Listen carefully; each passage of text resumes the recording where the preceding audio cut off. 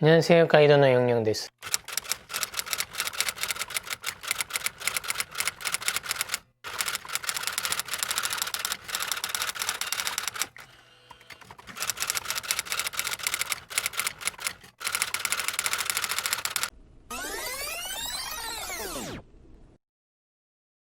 今週も映画を超えるニュースが毎日溢れています。もうついていけないくらいなんですね。火星の方で面白い予言をしました。そしてそれが現実になりました。火星の方が地上波よりも早く、文才南の息子の個人の展示会についてお伝えしました。人々には集まるなと言っといて、大統領の息子となる者が8年ぶりにこのご時世で展示会を開くと。場所は明洞だというから、明洞に息子が展示会をやるようなギャラリーがあったのかなって思いましたけど、場所は明洞の新世界デパートのちょっと斜め前にあるアパートの1階にあるギャラリーというにはちょっと恥ずかしいところでした。今回息子が5つの作品を展示しましたが、その中で1つは大きすぎて、そこに展示をする代わりに映像で作品を紹介するのに買いました。それほど場所は狭いところです。一応ギャラリーとしましょう。文才南の娘もここで働いたことがあるそうなんですが、韓国の最高の公認である大統領の娘が離婚して帰ってきたっていうのに、それが事実かフェイクニュースか、どこのマスコミも全く触れてません。今は韓国にいるという噂です。このギャラリーの社長はまた文才南の小学校の友達です。韓国も毎日感染者が増えていて、3段階に引き上げるということを検討していましたが、特に OECD 加盟国の中で自営業の割合が一番多いこの国で、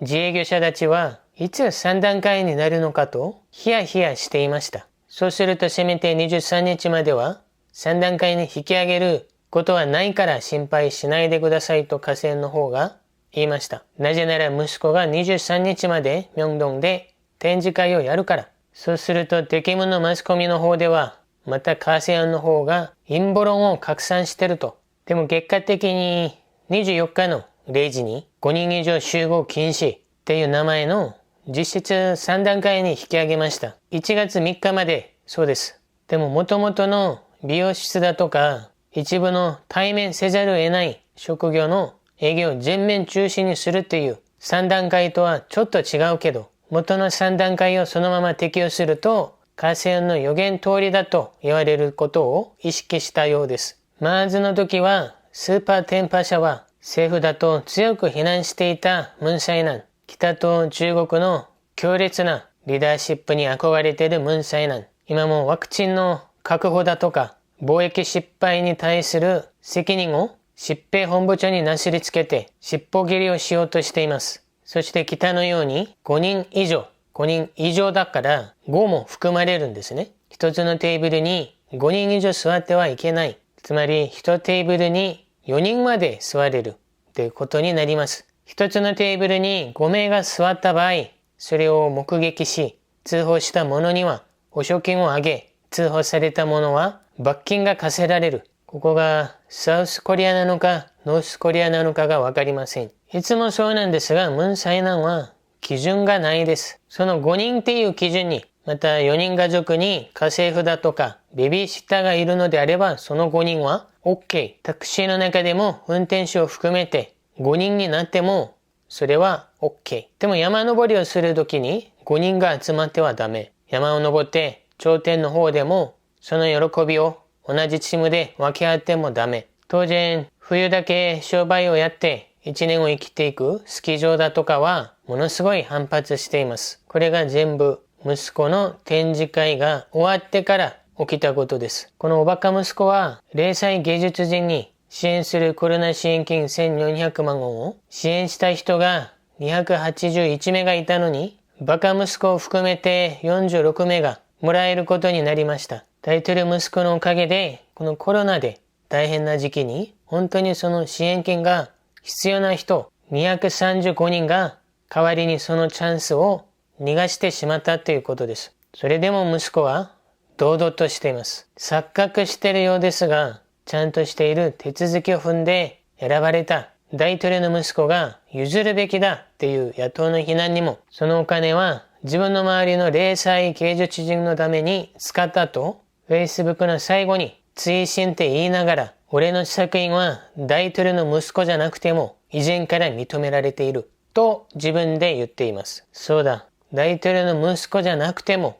認められていた。大統領の息子じゃなくて、野党の党の代表の息子として、青瓦台の民情主席の息子として認められていたんだよ。お前のパパが有力政治家だから、お前の作品が認められてきたんだ。彼のアメリカの名門、パッスンス大学院まで磨いた実力を見るために、多くの YouTuber がそのギャラリーを訪問しました。その留学の費用だとか生活費はどこから出たのかはわかりませんが、韓国の건국大学のデザイン学科の先輩である作家のユンソインさんが訪問した YouTube を見ましたが、5つの作品が展示されてあって、1つの作品は5万ドルという値段が付けられていたと。あの後輩は昔から5万だったからな、という話をしてました。作品を見てる間にずっとでっかい体の男の人が追っかけてきて、なんでこんなに写真をたくさん撮るんですか？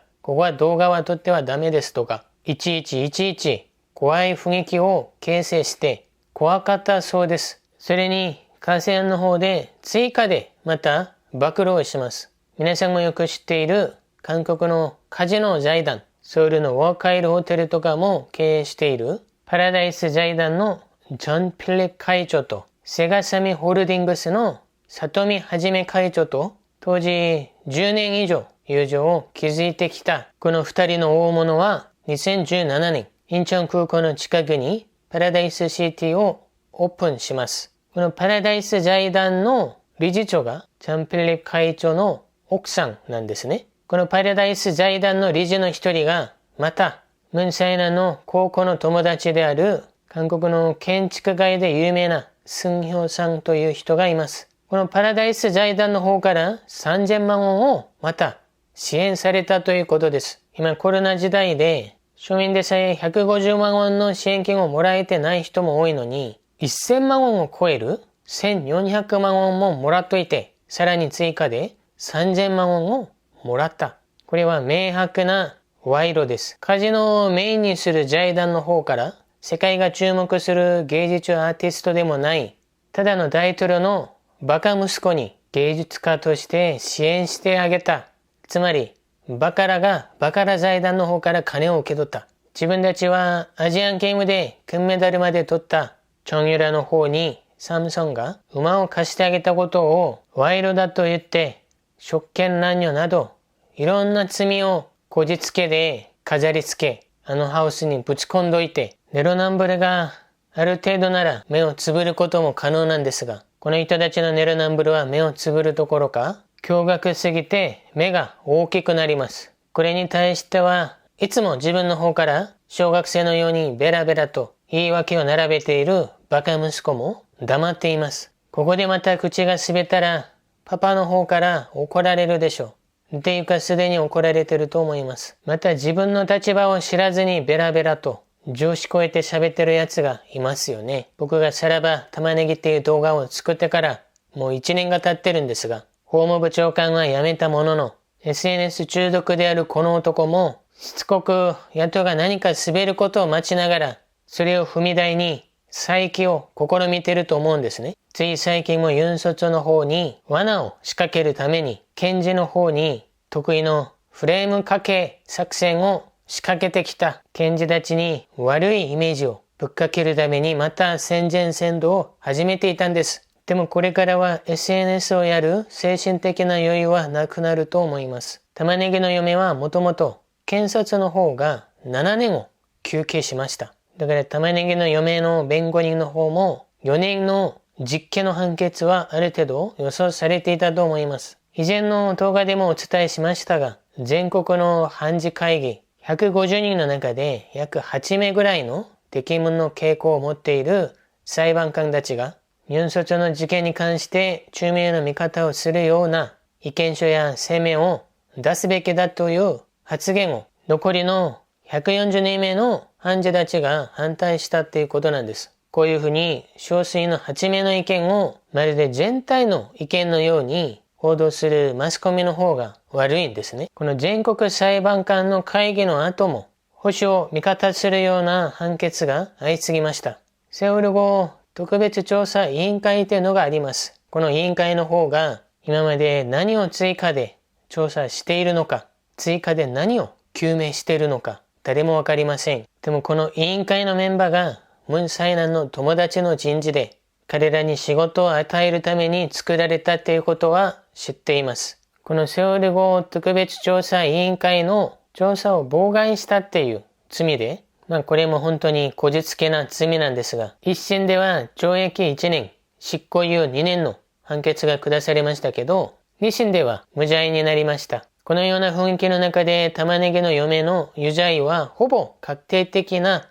ものでした。でもちょっと惜しいところは、サモファンドの方が認められなくて、他の私文書記叙だとか不正入学の件だけが認められ、4年の実刑が下されました。サモファンドの件が認められたら、検察の求刑通り、7年が求刑されたんじゃないかなと思います。裁判の結果が出ると、玉ねぎは自分の SNS に最初に、チョンギョンシン教授、自分の嫁に教授扱い、これはつまり線を引きたいってことなのか。一審の判決がものすごいショックだ。でも、サモファンの関連の横領の罪が認められてないのは幸いなことだ。この裁判でまた驚きのことが明かされましたが、玉ねぎの嫁、なんと35年前、自分が勤めていた貿易会社の方でも自分の履歴書を偽造していました。韓国ではこのようなことわざがあります。3歳のくせ、80までつく。針泥棒が牛泥棒になる。この夫妻が子供の頃、嘘をついた時に親がこういうふうにしつけていれば、今もこの夫妻はパラサイトのモデルになったでしょうか。玉ねぎはまた娘のコーネル大学の推薦書の方にホテルで勤めてた経歴を平気で偽ります。しかも大胆に夏休みだとか冬休みの時にちょっとやってたっていうふうに偽造するのではなく、なんと3年間もホテルで勤めていたと偽造しました。娘の年があの時に何歳なのに高校行かずにホテルで勤めていたのか。この夫妻は本当に玉ねぎ夫妻です。向いても向いてもまだまだ出てくるものが多いです。つまり去年玉ねぎが聴聞会の方で570ページにわたる彼の弁明は全部嘘だっていうことになりました。特に今回の有罪になる決定的な要因は、ここでまたドラマのように裏切り者がいないと面白くないですよね。玉ねぎを裏切ったのは、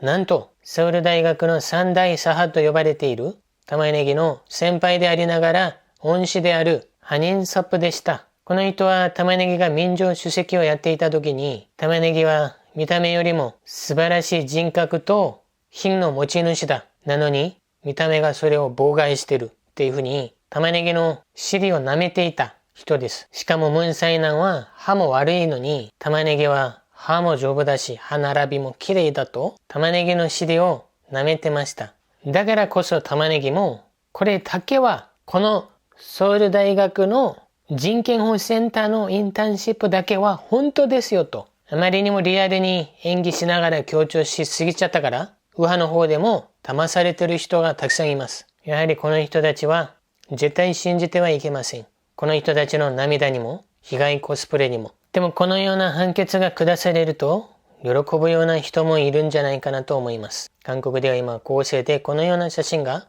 ネットで回っています。いよいよあのハウスに行く急行列車の方に玉ねぎと娘も乗ってしまったようです。最後まで見てくださりありがとうございました。また他のニュースでお会いしましょう。